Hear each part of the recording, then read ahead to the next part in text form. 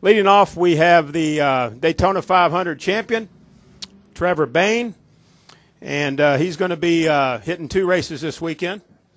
In the NASCAR Nationwide Series, he's going to be driving the number 16 Roush Fenway Racing Ford. And then on Sunday afternoon, in the Cup Series, he's going to be driving the number 21 Motorcraft Quick Lane Ford. Trevor, just talk about your week. Have you hit the ground yet? It's definitely been way more than I expected. I was just telling them over here, I knew that myself and everybody in our community thought the 500 was a really big deal, and, we all look forward to it every year, but I just didn't realize the support we were going to get from outside of our community. The rest of the United States is just really fired up about everything for the Wood brothers and the history, and then the youth, maybe that part of it. So it's just been a really, really cool week and really humbling experience. Okay, we'll take questions now for Trevor. We've got a couple of wireless mics. We have Bobby and Emily. Raise your hand, state your name, affiliation. We ask you one question only. We'll start with Michael Knight and then go to Lee. Go ahead. Michael Knight of the Arizona Republic. Congratulations, Trevor. Thank you. With the understanding that everything that happened to you in the last week probably strikes you as unusual because you're just not used to it all, what 1 or 2 things happened this past week that struck you as the most unusual, or the most unusual request you had, or did you get any marriage proposals, just anything like that? I did.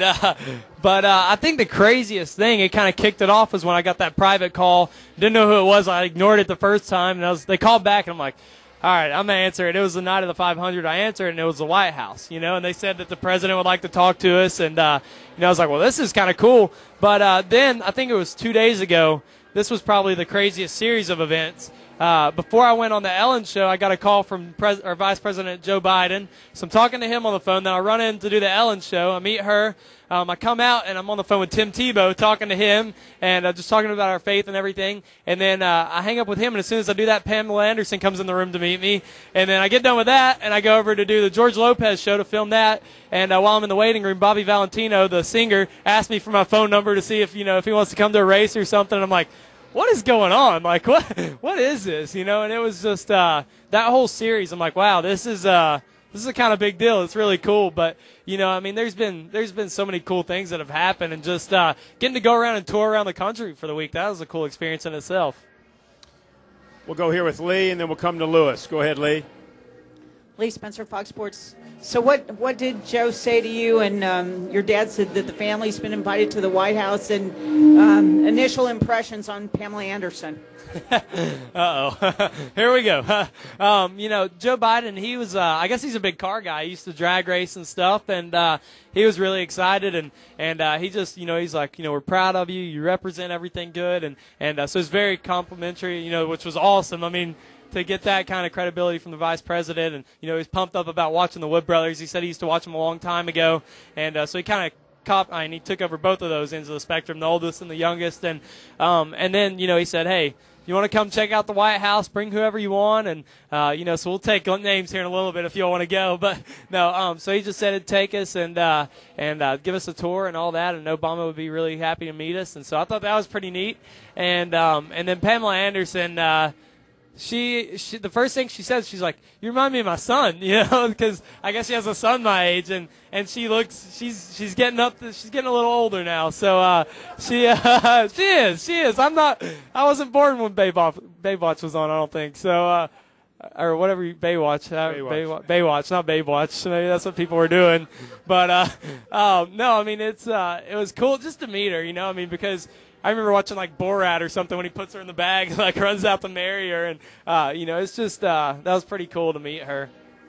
Go ahead, Lewis, and then we'll come over here to Tom. Go, yes, Lewis. Lewis Frank Reuters. Have you heard any inquiries or congratulations from overseas? And if not from overseas, what's the furthest away from Knoxville you heard? I actually did. The girl that I was dating before she went into the mission field, she's in India. She's been there for 3 months, and I've got a picture on my phone with a lot of the kids that are around, in the slums or whatever there. They've been working in the schools there, and she had a picture with them, and she's wearing like the Indian outfits and all that, and she's sitting there, and all the kids have a banner, and it says, good job, Trevor, or whatever, we're proud, or whatever. And I thought that was just neat to get a text with a picture from kids in India. That was probably one of the coolest experiences, too.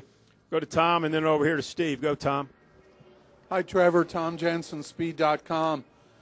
now that the excitement's kind of winding down a little bit, what do you have to do to get ready for this week and this weekend and get everybody grounded and, kind of get back in race rhythm? Well, I just can't wait to get back in the race car. That's where I feel the most comfortable and I can just zone in on something. I've kind of been not scatterbrained, but just pulled in a lot of places, just kind of looking around, hey, thanks, appreciate it with everybody. And so I can't wait to just get back in the car and be able to focus on one thing.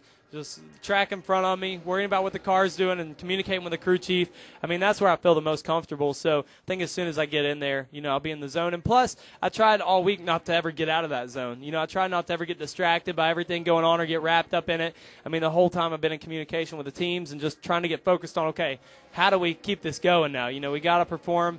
But on the nationwide side, I do feel like we need to be performing. But on the Cup side, we're going to have learning curves. We were never expected to do this our first race, even though the Wood brothers and Donnie Wingo and everybody involved are capable. It just doesn't normally happen this way. So this weekend's our third race ever in Cup, and we need to remember that. If we finish 15th or 20th, we got to be excited about that because that's a pretty good day for us in our third race. So we just got to keep expectations in perspective here. But I think on the nationwide side with Roush Fenway, we got a great team there too with Chris Andrews, and I think we'll have a good shot at it this weekend. Our cars are fast here. I like this kind of racetrack, so I'm pumped about getting in that thing too.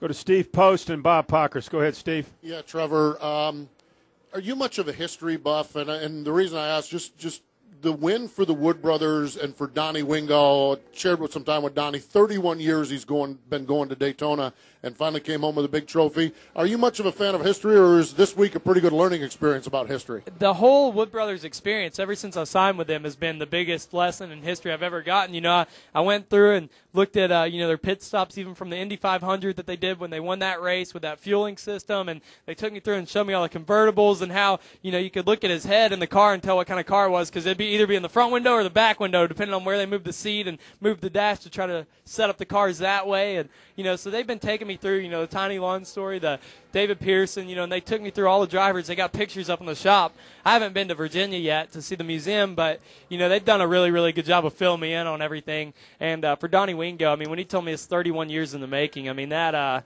was really, really, really cool, to hear that from him and just to see his excitement. And he didn't seem that surprised in Victory Lane. And I was like, man, do you think we could do this? He's like, I knew we could, And I was like, wow, that's what took me back the most is, I figured Donnie would be all, like, surprised. But I think he just he had the confidence in everybody, and that's what it took. Well, Bob Pockris, and then up here to Jay Hart. Go ahead, Bob. Bob Pockris, Scene Daily. Do you anticipate your competitors racing you any differently, either any harder because they either want to make you earn it kind of thing, or do you think they'll race you with maybe more respect because you won? I don't know. I think on the nationwide side, it's probably going to be some tough racing. Those guys want to be the next thing too, and so I know that they're all going to race hard. Maybe they won't lay as many fenders on us because they know everybody's kind of watching, but I'm sure they're going to be racing hard. They want to be the best. They want to beat. Not saying that I am the best, but we won the last race, so they want to beat that person that just won last weekend. And I think we're all competitive. Either way, I think they're going to race really hard, but, through the garage, just seeing the crew guys coming up, and, I talked to Logano a minute ago, and all the drivers, they've just been really, really supportive. So it kind of shocked me. I expect them to have a little bit of resentment, because it was our first one, we came in and won, but they've actually shown a whole lot of support, more than I could have asked for, so I can't thank them enough for that.